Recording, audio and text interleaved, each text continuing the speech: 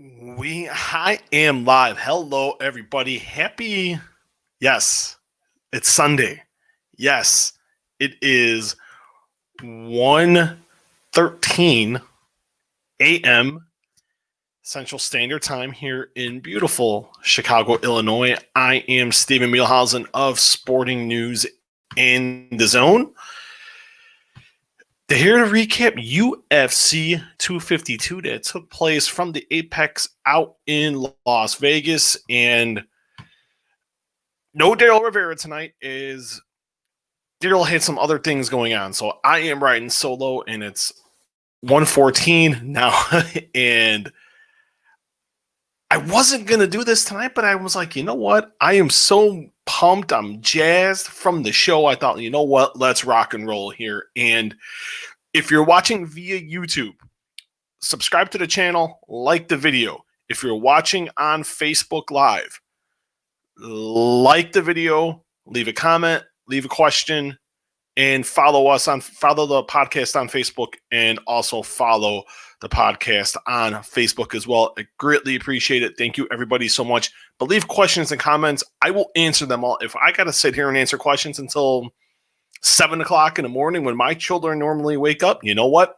I will do it. I have plenty of time, and I have plenty of energy. I'm pretty fired up because I thought it was a very interesting UFC show that was highlighted by Stipe Miocic defeating Daniel Cormier by unanimous decision to retain the UFC Heavyweight Championship and win the rubber match, win the trilogy, and without a shadow of a doubt goes down as the greatest heavyweight of all time. It's a very, very, I thought it was for the first round and a half, I thought this was a very good fight. I thought it was a pretty even fight. The first round I thought was really good. And then Cormier, I thought, eked out that round when he hit those right hands, that right hand that sent Miocic back and wobbled him, landed a really good body kick. I thought to really seal the round, and he brought that momentum into the second round, and you're like, okay, we're going to continue dominating on the feet, was light on his feet. He was controlling the action. He was the quicker man to the draw. And it seemed like the second round was going to be his. He was going to be on his way. And I'm thinking, okay, he was wearing Miocic down. It seemed like Stipe was already getting tired. And then the complexion changed. Two very beautiful right hooks by Stipe Miocic. Dropped Cormier. That was landed the first one with about 25 seconds left. Dropped Cormier with about 15 seconds left. And had Cormier get back against the cage. I thought a great position by Stipe. Poured it on. Just ran out of time. Because if you look at it, he doesn't run out of time. If he had, and I was saying this in my internal clock, if he had another 20 seconds, that fight is done. That's a stoppage. We're doing this podcast probably 90 minutes earlier and not at 1:17 a.m. Central Standard Time, 2:17 on the East Coast. And if you're in Nevada, in Las Vegas, at the UFC Apex, which I have a feeling some UFC employees might be watching, 11:17 and Stipe Miocic would be the UFC Heavyweight Champion. It would be done, and we would all be sleeping right now, but we're not. And such an intriguing, that right there at the end of the second, it was like, this is done. Because then you look at the fight was even. You're like, okay, 10-9, it's even going into the third. And you could see, I thought a very astute observation. One of the only things I was impressed with during this main event in terms of commentary, they brought up when Cormier got back to his feet. Eyes weren't there. He wasn't there. He was a little shaky. He was a little wobbly. I'm shocked he didn't fall. And I'm thinking, the fight's done.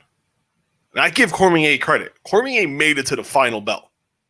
But that's all he really did. Because Stipe poured it on. I thought Stipe was landing the harder shots. His cardio held up tremendously. He got that second wind.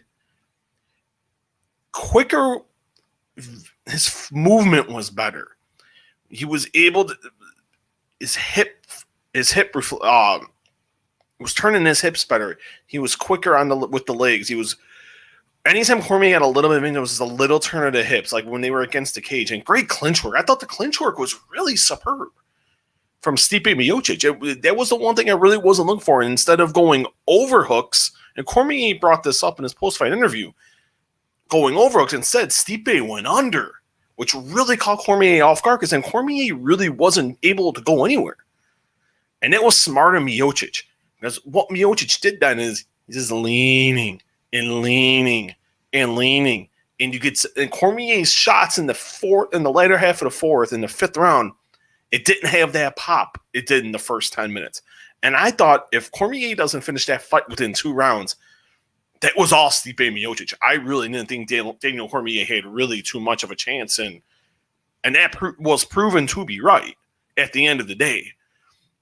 I just thought he was quicker on the feet. He had a really good right hand. And just the power. The power was too much. The shots were more crisp.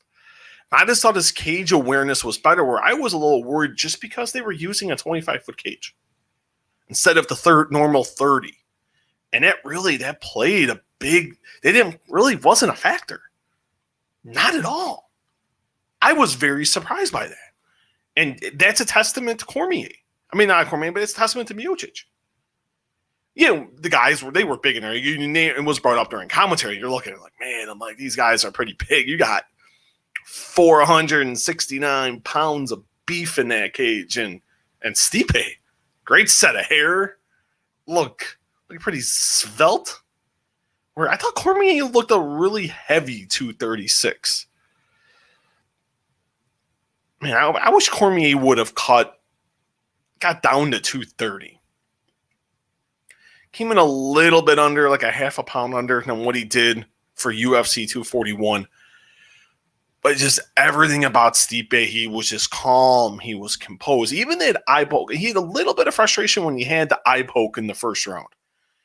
And it was like, oh, come on. And you could tell like on his face, he was like, come on. And then Cormier felt bad, but it was like, you're like, oh, crap, this is not good.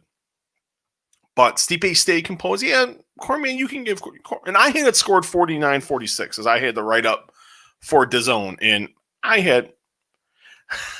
I'm getting feedback of don't talk with my hands. You got to talk with your hands.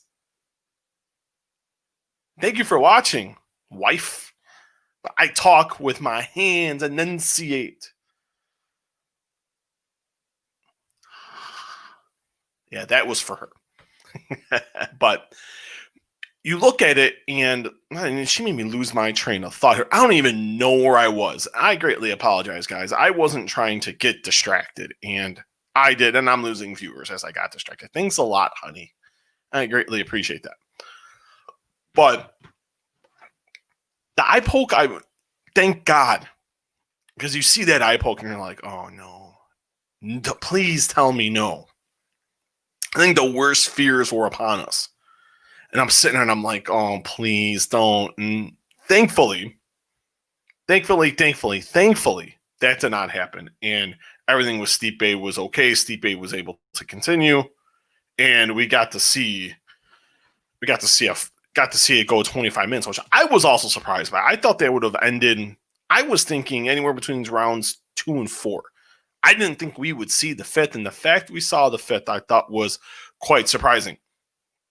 But that at the end of the second changed the total complexion of the fight. It was a game changer, and Stipe went on, and both guys really weren't in any danger. After the second round, it was just Stipe landing the harder shots. Better foot movement, better lateral movement. He was quicker to the draw. And man, that right hand down the middle, it's a thing of beauty.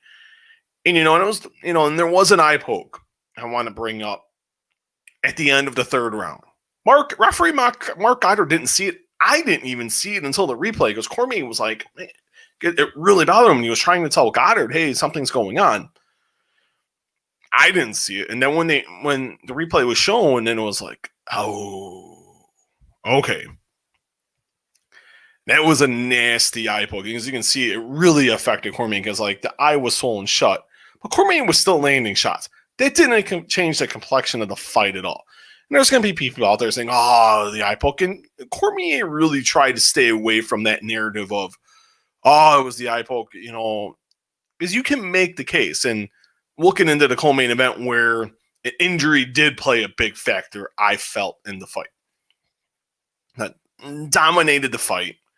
There was no question Stipe Miocic won this fight to retain the UFC heavyweight title and become the greatest UFC heavyweight of all time. Now, I want to get into this before we get into Stipe, more into this conversation, because this bothered me tremendously. Going in, I expected the commentary to be for the main event. Now, the commentary was good throughout the show, and more often than not, the commentary is really solid. I love John Anik. Rogan's awesome. And I could tolerate Dominic Cruz. Dominic Cruz has really slipped in my mind. I've not been the world's biggest fan of Dominic Cruz lately. And he lost a lot of stock with me after he got knocked out by Henry Cejudo at UFC 249 and went on to blame referee Keith Peterson. Then he'll bring it up in little snide comments. And it's like, you lost. You got knocked out. You got to deal with it. So it gets to the main event. Things are going fine. And then you couldn't have had a bigger Daniel Cormier cheering section in terms of the commentary if I ever saw one. That commentary was atrocious in the main event. Vastly, vastly disappointed. And even John Anik. And I hated how they brought, like, Anik, Rogan, and Cruz bring it up after the fight. You know, it was hard because, you know, we work with DC and we have a ton of respect for him. You are commentators first. You have a job to do. If you are getting paid a good amount of money to talk about and break down a fight, give play-by-play, give color commentary, your job is to do that. Your job isn't to be a fanboy. This isn't the friends business. And I've talked to commentators, and they always say, oh, you know, they have a hard time, you know, fighting us criticized. But that's your job. I don't want to sit here and bash Anik. I like John. I'm friendly with John. We follow each other on Twitter. We send texts. We send messages. We've never done a podcast, and I'm thinking I don't know if after this he's going to want to do one with me. But, you know, and I respect the hell out of Rogan. I love Joe Rogan. But it was just like, it was like I was watching, and normally I was going to mute the commentary. I was going to do it before the main event, and it was just, you know, I was writing about the co-main for DAZN, and I'm like, you know what? Forget it. Just going to charge forward. And it was worse than I thought. And I was just having this conversation with somebody, a media member I was texting with.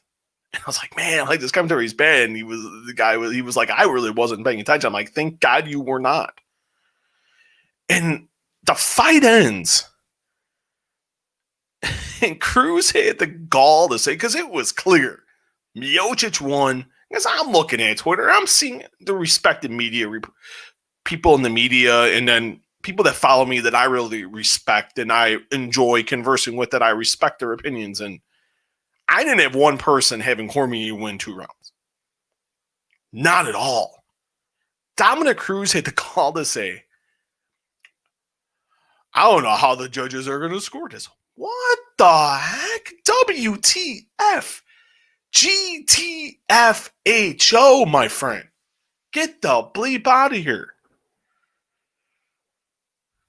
If that fight was 2-2 going into the fifth, I would like to know the other round Daniel Cormier won. And for everyone that is watching, if you can tell me what 2 rounds Daniel Cormier won beyond the first round, if you could give me one other round Daniel Cormier won, please tell me. And we will have an intelligent discussion. I am okay with that. If I'm wrong, I'll rewatch the fight then. I have it on my ESPN Plus. I have no problem with that. But Daniel Cormier didn't win 2 rounds. Not at all. I couldn't find anything. It was a Daniel Cormier lunchfest with you'd sprinkle in every about 60 seconds. Oh, good right hand by Miocic. Oh, it was like an explosive right hand by DC. And it's like, what? Terrible. It's just one of those things to where I knew it'd be a little biased, but I didn't think it'd be as bad as it was. I was pretty disappointed. I love Anik. I love DC. Not DC. Because I do love DC. I think DC's a fantastic commentator. He's a fantastic fighter. But the commentary, and with Cruz, was obnoxious. And that's being very nice about it. Another thing I noticed, and I put it in my blog, was that I wasn't very fond of how Daniel Cormier conducted himself when the fight ended. Yeah, he gave Stipe the fight ended, and he gave Stipe a hug and everything. But Cormier stormed off like a 2-year-old. He looked shocked that he lost. It's like, what? It's like, okay, I know you're upset. You lost. Final time you're competing. But you stay there, you clap, you don't. He can't think in his heart of hearts he won the fight, and it leads into this comment here by Sam Diaz, and we'll read that. I'll read that in a second because it rolls back into the post-fight interview, and he's talking about the eye poke. He couldn't see. You could tell he was pissed, but it's like, wait a minute here. You can't be mad for something you did in the second fight, something you did in the first fight, and that caused for you not to get a title shot for a year because Miocic had to have eye surgery. So it's like, wait a minute here. And I'm not saying Stipe didn't do it on purpose. Stipe's the last guy. Stipe Miocic is like the world's nicest fighter. He's too nice for his own good, my honest opinion. And that's with talking with Stipe. God, I think I've done at least 5 interviews with Stipe Miocic, and one of the nicer guys fighters I've ever interviewed, boxing or MMA in my 10 plus years of doing this. Sam Diaz says the eye poke changed the fight.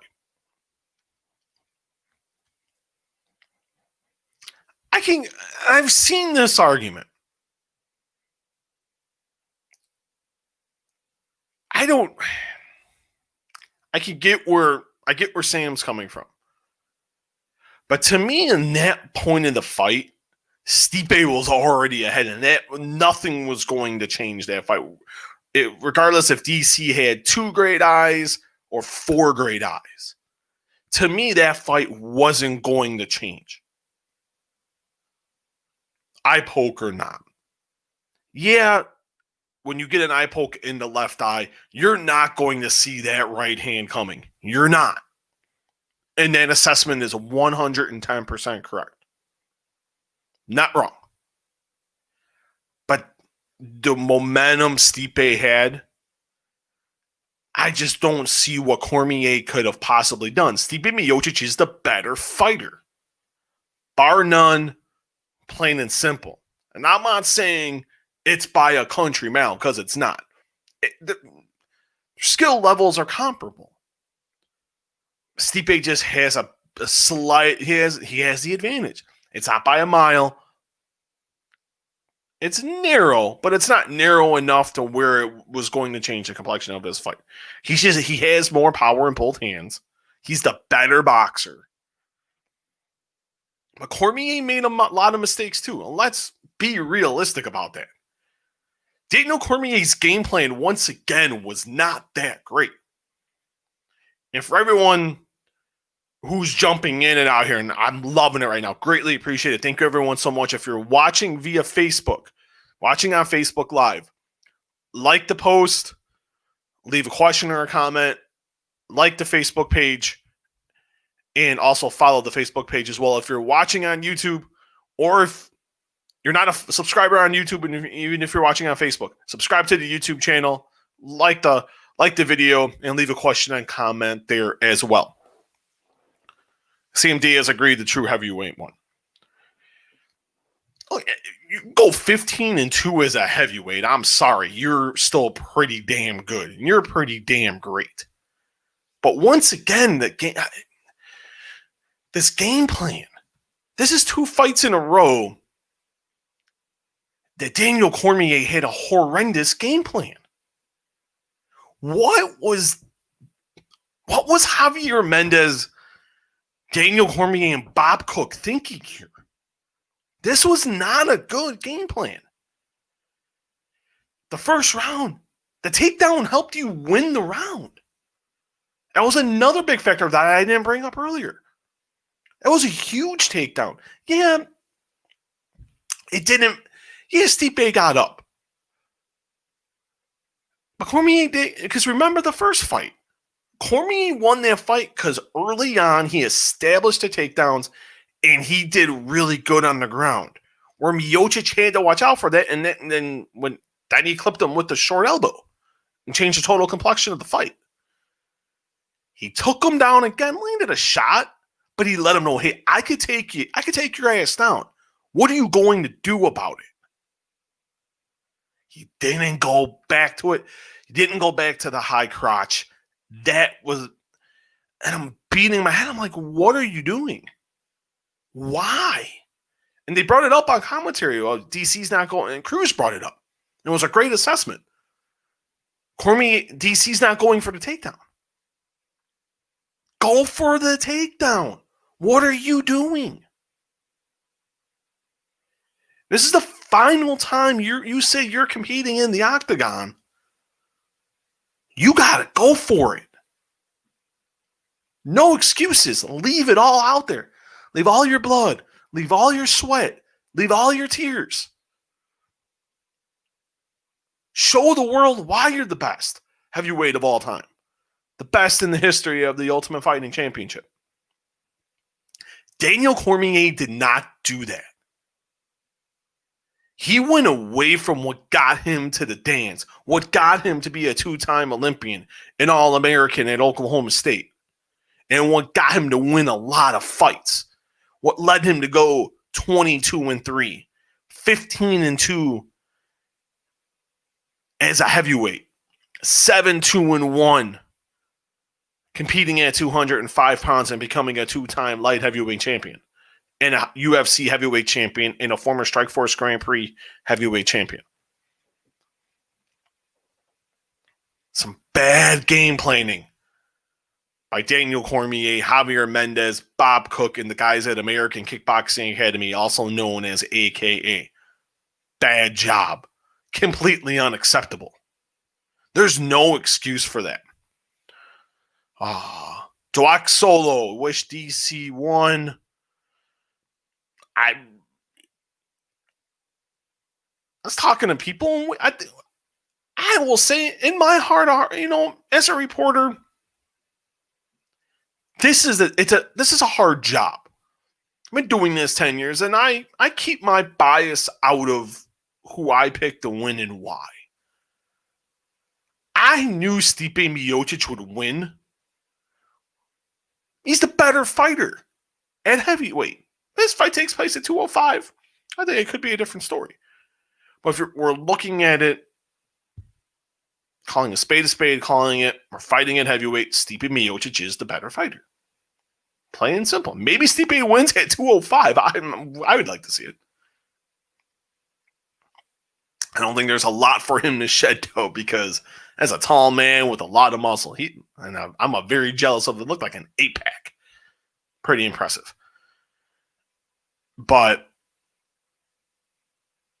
nothing to be ashamed of. But Daniel Cormier did not use all the tools in his toolbox to what got him here. What got him to this point, what got him to August 15th, 2020, in the main event of UFC 252 in a rubber match against Stipe Miocic. The better man won. The greatest heavyweight of all time is Stipe Miocic. And it was good to see Stipe and Dana White looking like they were back to being chummy. I thought that was pretty cool to see. I'm a fan of that. I'm a fan of showing the love. Got to show the love with Uncle Dana. Have to do that. But what is next for Stipe Miocic?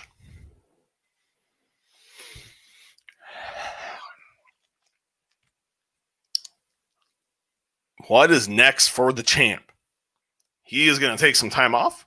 He's going to go home to the land known as Cleveland, Ohio. He's going to hug his wife. He's going to hug his daughter. He's going to celebrate his 38th birthday on Wednesday. Happy birthday, Mr. Miocic. August is a great month, by the way. Man, I got my father-in-law's birthday, August 1. My oldest turned 4 on the 5th. My oldest niece turned 14 and she's going to be going to high school. My niece, who was born on August 4th, and I am the godfather for her, which is pretty damn awesome. That was a great way to start this day. And I'm very happy with that. Oh my God. I'm not a crier, but man, I almost cried. I'm about to cry now because it's just pretty awesome. Because she's an awesome little girl and she's absolutely adorable. But no, I didn't know where I'm going. Talk about Stipe's birthday. Great way to celebrate a birthday, make a ton of cash, and retain the heavyweight title and go down and now be the greatest heavyweight of all time. In my mind, he is the greatest heavyweight of all time. It's either him or Fedor. I think if you really want to look at this, you got to give the slight edge to Stipe. He's beat DC twice. He plowed through Verdum. Plowed through Cormier. He ran through Cormier in both fights, I think.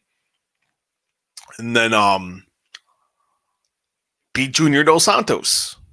Beat Alistair, stopped Alistair Overeem. Stopped JDS in the rematch. It's Stefan. He lost to Stefan Struve, though. My goodness gracious. Man, if I'm Stefan Struve, you can live with that win the rest of your life. It's like the thing with Matt Hamill. He could be the guy that says he beat John Jones. The 1L for Johnny Bones. And it's the freaking Matt Hamill. And I like Matt Hamill. Matt Hamill's a good dude. But what's next for Stipe Miocic? I said this last night with Daryl. It's got to be John Jones. I'm sorry, Francis Ngannou. Ngannou tweeted about it. Oh, Miocic Ngannou 2 2020. I'm sorry, but I have about that much, and I'll put it right there for you guys. That much interest in that fight. None at all. It was one-way traffic. One-way traffic at UFC 220 in January of 2018. That was utter domination. I was in Boston. That was a butt kicking. It was a dominating performance by Stipe Miocic. I have no... And then Ngannou has that stinker with Derek Lewis at UFC 226 later on that year in July. Yes, he's had a great run. He plowed through Curtis Blades. He plowed through Cain Velasquez. He plowed through Junior Dos Santos. He just plowed through Jairzinho Rosenstrike, who looked great tonight, by the way. Oh, my God, he looked amazing. But I don't have a need. I have no need to see Ngannou and Miocic. That fight doesn't go any different. And don't get me wrong, I love me some Francis Ngannou. I was about 20 feet away when he, in Detroit, UFC 218, when he nearly sent Alistair over him from inside the Little Caesars Arena in Detroit, where he almost sent his head to Canada. Man, the most vicious knockout I've ever seen. I've written an article saying he is the MMA version of Mike Tyson, because I think he is. He hits that hard. He hits bigger than a Mack truck. But I don't need to see that. Because then it's like, it has to be Jones and Miocic. Jones tweeted about it after the fight, which I knew he would. Because that gets John excited. Dominic Reyes doesn't get him excited. Jan Blachowicz doesn't get John excited. The winner of this main event was going to get John excited. Sorry. But if we're talking about the guy who is the GOAT facing the heavyweight GOAT in his debut at heavyweight, that's the fight you make. You make John Jones, Stipe Miocic for the UFC heavyweight title. You book that next week. You get Stipe's interest. Back up that Brinks truck to Stipe and John's houses and say, here it is, boys. We're making a buckload of cash. Biggest year in UFC history, revenue-wise. Let's make it happen. I'm ready. I'm ready for Jones, Miocic Jones for the UFC heavyweight title. I'm ready. I don't need to see Ngannou. Let Ngannou face the winner. But then put Ngannou in there, do a Derek Lewis rematch. I'm going to matchmake right now the UFC. And you put it on the same show. Stipe Miocic, John Jones, the UFC heavyweight title, your co-headliner, Francis Ngannou and Derek Lewis, the winners face each other. And then if Ngannou wins, hey, then Ngannou can get his rematch and we can all go off with our merry day. But that's what I would do. That's the only fight that makes sense. Only fight that makes sense in my mind. It's all I need to see at this point. But congratulations to Stipe Miocic. Stipe is Dwack Solo. Stipe is the greatest heavyweight for sure. It's not even close. It's not even close. I wish Fedor was younger. And Cain Velasquez didn't go through all of those injuries. Man, because a healthy and prime Cain Velasquez against Stipe Miocic, sign me up today. Yesterday, he signed my ass up. I'd figure it out.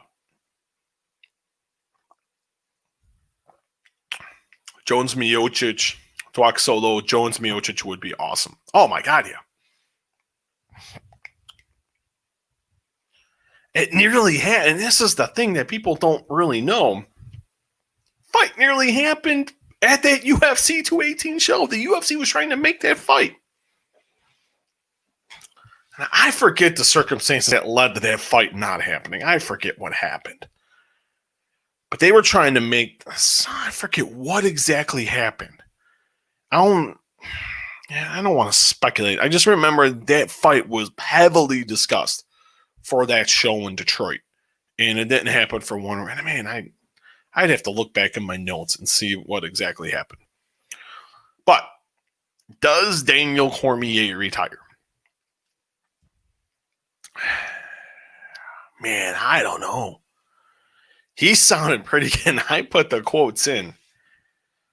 I'll read them. I'll read them again. He said it on the broadcast. He said it in the post-fight. He was asked about it, and it was a good question by John Anik. Here's what he said. I'm not interested in fighting for anything but titles, and I don't imagine there's going to be a title in the future. So that will be it for me. I've had a long run. It's been great. I just fought my last fight for a heavyweight championship, and it was a pretty good fight. That sounds like, to me, it is it. Now, I could be wrong. And I was saying this earlier, and then I got away from the comment. We root for fighters. Like, when I'm not watching and I'm not covering an event and I'm just watching whether it's with my wife and my kids or it's with my buddies or I'm by myself. I'll root for fighters. Yeah. Heck yeah. I think we all do. You know, I'm a sports guy. Born and raised sports guy. I love baseball. I love the NBA, and I love the NFL, but I love fighting. I love fight sports. Always have. It's why I do this for a living. And I've always been a fan of Daniel Cormier. I didn't think he'd win tonight. I didn't think he'd win at all. I thought the fight went down exactly how I thought it would go down. I didn't expect all the clinch work. That was the one thing that really did surprise me. The rest I could have foreseen happening. You know, and people ask, and I'm like, it would have been a great fairy tale story for Daniel Cormier, who was always on the brink of becoming a bona fide legend. And he always came up short. You look at the NCAAs, losing to Cael Sanderson, who is quite arguably the greatest college wrestler of all time. You look at them when he got to the UFC, and then those losses to John Jones. But those also come with asterisks, but the one loss does count, and the other one, you don't know. But there's definitely at least one definitive loss to John Jones. And then you have the loss of Stipe, and then this was the fight. This was the rubber match. Who was going to be the greatest heavyweight of all time? But you could also then have made the case for Cormier being the greatest fighter of all time. I was sitting there watching the fifth round, and I'm like, what if? And you have that in your mind. It would just been that. Would have capped off an amazing and wild journey from the man from Slidell, Louisiana. But it didn't come to be. And Cormier will go down and still is one of the great fighters of the sport. The story would have been great. Okay, I'm not going to take that away. I didn't think he'd win, but I thought the story would have been awesome if he would have won the heavyweight title and go out on top. There's no better way to go. Look at John Elway. Look at Peyton Manning.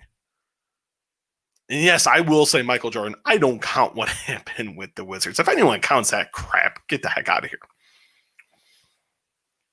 But all the greats that have gone out on top. You don't see Floyd Mayweather. You could say what you want about Floyd, but Floyd went out on top as well. We didn't get that here. And from that quote, I think Daniel Cormier retires.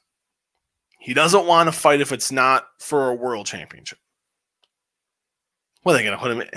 I don't think Dominic Reyes would, an vacant light. Say Jones moves up to heavyweight, I don't see an interim, like a a light heavyweight title fight against Dominic Reyes or Jan Blachowicz, or I don't think that wouldn't get DC excited. If there was a trilogy fight with John Jones, I think Daniel Cormier would suck it up at 205. Or if Jones faces Miocic and Jones wins, okay. I think it would take a lot for Daniel Cormier to come back. I think he's retired. He's got another baby coming in October. And congratulations to the Cormier family. There's nothing wrong with going 22-3 with 1 no contest, being a 2-time UFC light heavyweight champion, winning the UFC heavyweight title, being at the time only the second fighter in UFC history to hold 2 UFC titles simultaneously, joining Conor McGregor, winning the Strikeforce Heavyweight Grand Prix. As diluted as it ended up being, it's still quite an accomplishment for a guy that was an alternate. Being a 2-time Olympian. Being an All-American at Oklahoma State. Being a fantastic commentator. That's not a bad career the last time I checked. And mad kudos. A great career. He's 41. He looked good tonight. Stipe Miocic was the better fighter. And that happens. And that's okay. Even though I think he acted immaturely walking out of that octagon, that moment doesn't take away the great career of Daniel Cormier. I think Daniel Cormier I hope he retires and stays away. He's got nothing left to prove. Nothing at all. And to that, I say kudos, Daniel Cormier. Thank you for a great career. Let's get to the rest of the show. An upset in the co-main event. We'll go through this main card really quick. Sean O'Malley. Sean O'Malley loses the Marlon Vera first round TKO in the co-main event. And this was a devastating. How this went down was O'Malley was controlling the first round. Great kicks, better footwork. Vera started to come back a little bit with some good calf kicks. O'Malley was going for a feint. He was doing footwork. And when he planted, his right foot went underneath him. And there went that. And it looked like, I don't know if he broke his foot or his ankle or severely sprained it, but you could tell his movement wasn't the same. Vera did a smart move, attacking the leg, trying to make him move side to side, make him try to beat him with the right hand. And Vera got him down, some good ground, really good left hand, and then followed by a really good elbow. I thought Herb Dean, people, and don't get me wrong, Herb Dean hasn't been my favorite lately, but I thought that was a good stoppage by Herb Dean. He wasn't getting up. You got to stop that, because O'Malley wasn't going to win. The injury would have only gotten worse. So that was the right move by Herb Dean, stopping the fight. And not the way you want your first loss to happen. You can see O'Malley took a couple steps off when the fight ended, got on the stretcher, and went off to the hospital. That's a rough one for O'Malley. That's a rough one. It was 12-0, the Sugar Show. I was on board. I was on the train going chugga, chugga, choo, choo, choo. That's a bad loss. But I mean, I was talking with people. You can't. And I know Marlon Vera's got to try to play it up. I had control of the fight. Yeah, I saw an injury. I heard him earlier with a calf kick, and I get it. Marlon Vera happened to be the guy in the cage. And I'm not going to disrespect Marlon Vera. He came in, had won 5 of 6. But Marlon Vera will take the damn win. I don't blame him. I would take it too. He wasn't the better fighter going in. O'Malley was winning the round until the injury. And yeah, you take the win. Yeah, you let Uncle Dana know what was going on. And you can't. Good for him. He won. I wouldn't take nothing away from. Yeah, it still counts in the score. It still counts. Still a loss. 12-1. Marlon Vera 16-6-1. He's won 6 of 7. Great win. You could say I gave Sean O'Malley his first loss, but this also reminds me of when Matt Hamill beat John Jones. It's kind of what it reminded me of. An unfortunate injury. In that case, it was just a horrible disqualification call. But in this case, Marlon Vera wasn't winning the fight. Sean O'Malley was winning. An unfortunate injury happened, and that's what caused Vera to win. Now, I will give Vera credit for the fact that he was able to put O'Malley away. I'll put him away, but he was able to get him down, land a couple of shots, force Herb Dean's hand. Herb Dean looked out for the betterment of Sean O'Malley. The stoppage was good. You don't want to see any further injury, and only the situation get worse for Sean O'Malley. But a rematch will happen. It will. I see the fight going a lot differently. I just don't see Marlon Vera beating Sean O'Malley. The rematch will happen, and hopefully Sean O'Malley will get back better than ever, sooner rather than later.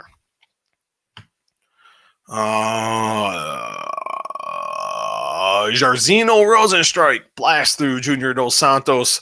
TKO 3:47 of the second round. Man, the fact this fight went past the first round is quite amazing. If you had the fight going past the first round, raise your hand. Exactly. If you bet the over on this over under of 1.5 rounds, raise your hand. You had it going under, raise your hand. I didn't bet, but I just felt there was no way this fight was going past the first round. And I even put it in the blog. Don't get up. If you're going to go to the bathroom, you're going to grab something to drink, grab a snack at whether you're having people over, getting a snack from the kitchen table or the kitchen counter. I didn't think this fight would last as long as it did. It lasted almost 9 minutes. That first round was a kickboxing session. Not a really good kickboxing session, I thought. But man, Rozenstruik, man, I thought, because you look at like how that second round was going, they were both ramping it up a little bit. But it all changed when Dos Santos clipped Rozenstruik with the left hand, and bam, Rozenstruik blasted the former heavyweight champion with a check left uppercut, followed by 2 right hands to send him to the canvas. And I thought a really good stoppage. And a couple ground and pound punches later, and the fight was over. Good bounce back win for Jairzinho Rozenstruik. That 20-second loss of Francis Ngannou, he could have came back, and I said this on the preview show. He could have gone a couple different ways here. You suffered the first loss of your career, you get starched in 20 seconds. Rozenstruik could have taken the path of, could have sulked. He could have been devastated and said, I need 6 to 9 months and I'll be back. This guy came back in 3 months after getting blown out in 20 seconds and beat the former UFC heavyweight champion and stopped him. I give a ton of credit to Jairzinho Rozenstruik. Because a lot of guys in that situation, they would have melted, they would have wilted. Instead, Rozenstruik, I thought, fought a very smart fight. I thought it was funny because they both trained at American Top Team. Dos Santos wanted to train with him in preparation for the fight. It's like, wait, it didn't happen. I'll give Dos Santos credit for trying. But, you know, I give Rozenstruik, that it was a beautiful, that check left hook. That was, eek. And 2 right hands to seal the deal. But I thought a very good performance by Jairzinho Rozenstruik. He'll be definitely top 5. He'll be number 5 in the heavyweight rankings that come out next weekend. But what do you do now with Junior Dos Santos? It's 3 stoppage losses in a row. You're getting stopped. You're 36 years old. You're now 21-8. You're a 2-time UFC heavyweight champion. It's like, where do you go? I think he hangs him up. Because what else is there to prove? You've beaten the best of the best. You've captured heavyweight gold. In front of nearly 10 million people, you knocked out Cain Velasquez in a little over 60 seconds to win the heavyweight title. You've made a lot of money. You fought in a lot of big fights. You fought in a lot of big main events. But now you've gotten stopped again for the 3rd time in a row. It's not like you're going to decisions. You're getting knocked out, and that's affecting your brain, especially with CTE. And it's really not become prevailing yet in MMA, but it's prevalent in football. MMA is you're suffering blows to the head. He's got a family. He's got 2 girls. You know, I look at, if I was in that situation, I got 2 boys. I want to be for the betterment of my family, the betterment of my children. More importantly, to not end up like, you know, with Parkinson's and ending up like with what happened to Muhammad Ali. You don't want that to happen. You want to have all your faculties about yourself, and you want to have a healthy brain, and you're able to do stuff with your kids. 36, nothing else to prove. 3rd stoppage loss in a row. I'd hang it up. I don't think. Yeah, Rozenstruik's a tough out. He is a tough out. He's a tough cookie. But when you're getting stopped by Francis Ngannou, Derek Lewis, and now Jairzinho Rozenstruik, I think it's time to hang it up. I have big upset. Daniel Pineda returns after a 6.5-year layoff to win by TKO at the 4:37 mark of the 2nd round. And start with this. Gilbert Burns, what the hell, man? 3.5 pounds overweight. Utterly ridiculous. That's embarrassing. That's an embarrassment to not just to your sport, not your family, but an embarrassment to yourself. He should be ashamed of himself. Came in at 149.5, 3.5 pounds over the non-title featherweight limit of 146 pounds. It's completely unacceptable. You can't come in overweight, and it's showing. You could see him walk into the octagon. He looked flabby. He didn't look in shape, and it showed. Daniel Pineda took this, and think about this. Daniel Pineda took this fight on 2 weeks' notice and shed 27 pounds. He admitted, okay, I'm not going to be at my best, but you know what, though? He showed the one thing that Herbert Burns didn't have: heart. Plain and simple. Plain and simple. Man, I put in my blog, he stopped Gilbert Burns. What was I doing? How did anyone not see that? Come on, Steve. Bad job by me. But no, it was domination throughout, and that's a testament. You got to give Pineda credit. Herbert Burns didn't come to show up. Daniel Pineda came out with a point to prove.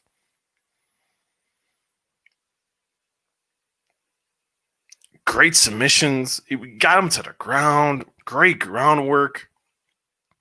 You know, you get to the second round, it was the same thing.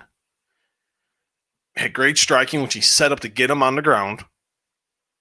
And it was a beautiful how we transitioned after the takedown into the crucifix position and just battered Burns from pillar to the post.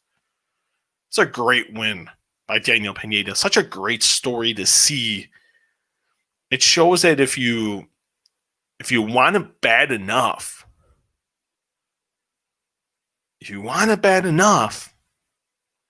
you can succeed. Herbert Burns disgraced himself tonight. It's the worst thing you can do as a fighter. You got two jobs as a fighter.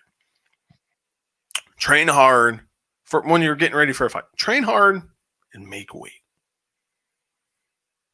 And make weight. Then he had to give up 20% of his purse. Good for Daniel Pineda. Hopefully, I don't even know if he got a bonus. Let me see. I should see who got bonuses, because if Daniel Pineda didn't get a bonus after a 6.5-year layoff, that's a big miscarriage of justice. Let's see here. Let's check. We're going to do this on air. And yes, I know we're live. Let's see.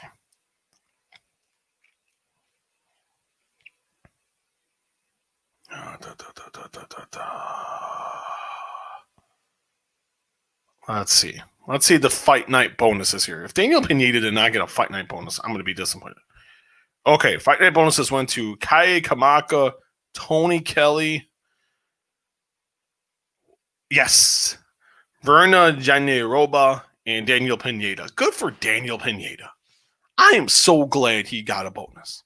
Good for him. $50,000. Then you make a little, get the 50 grand. Then you get 20% of Herbert Burns' purse. Good for him. And shame on Herbert Burns. Main card began with Merab Devashili. He overpowered John Dodson to win by unanimous decision and extend his winning streak to 5. I love this fight because Davalashvili, first of all, man, John Dodson looked like a smurf. Holy cow. He had about a 25-pound weight advantage and just dwarfed him. He beat Dodson at his own game. Beat him in a stand-up.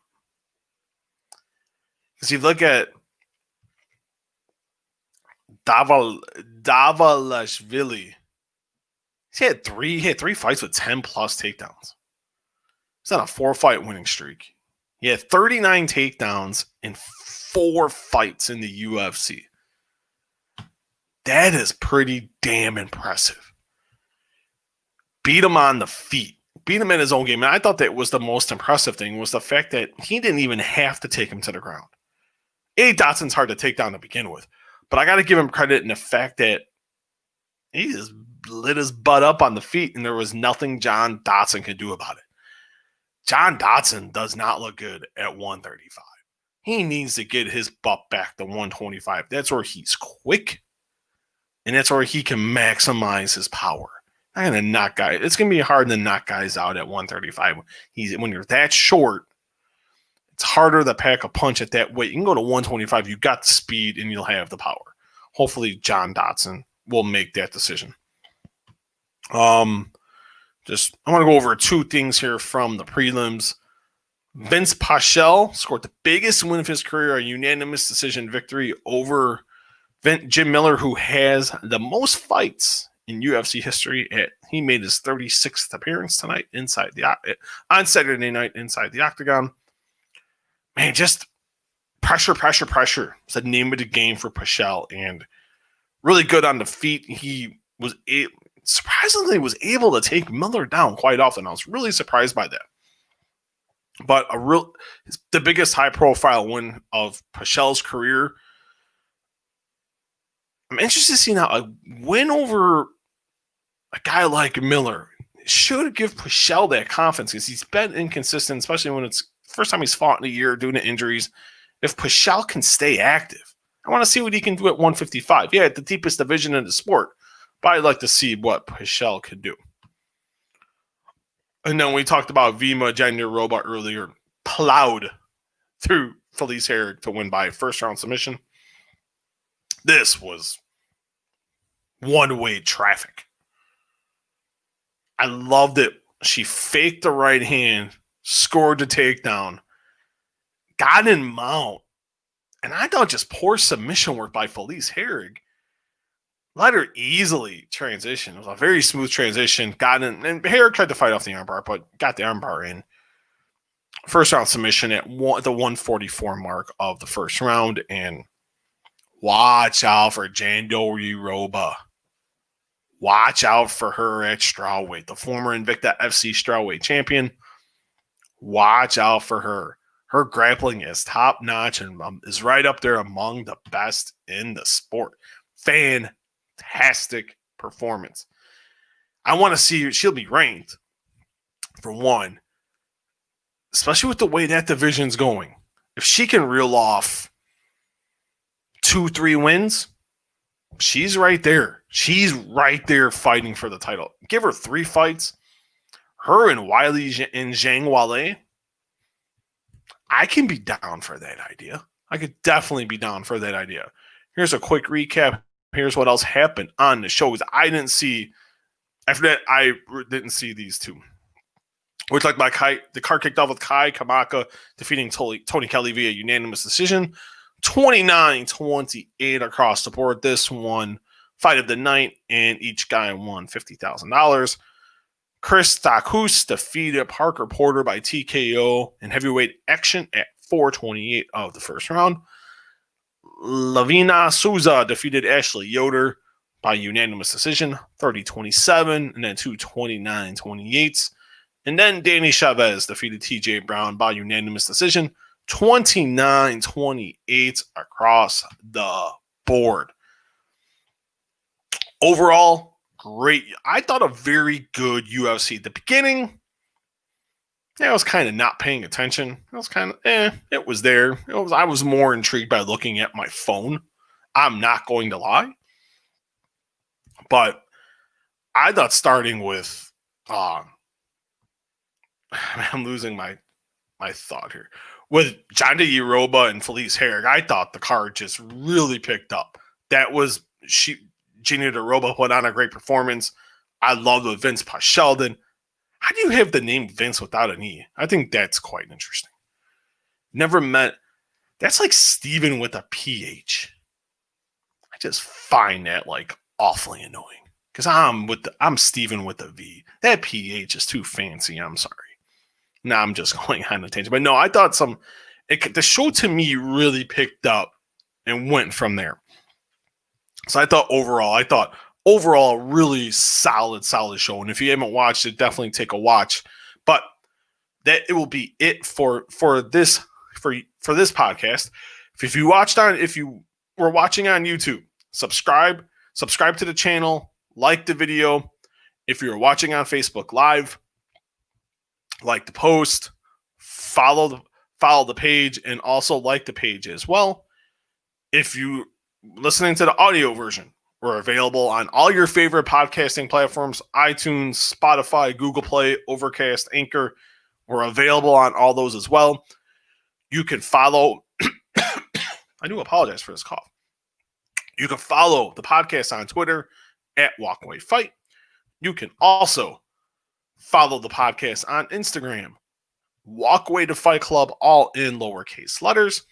And you can follow me on Twitter, and that's right there at the bottom, at S. Muehlhausen Jr.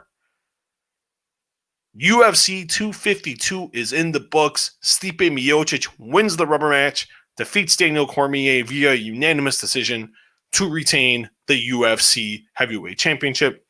And in the co-main event, Marlon Vera upset Sean O'Malley by first round TKO. Thank you for everyone that watched, left questions and comments.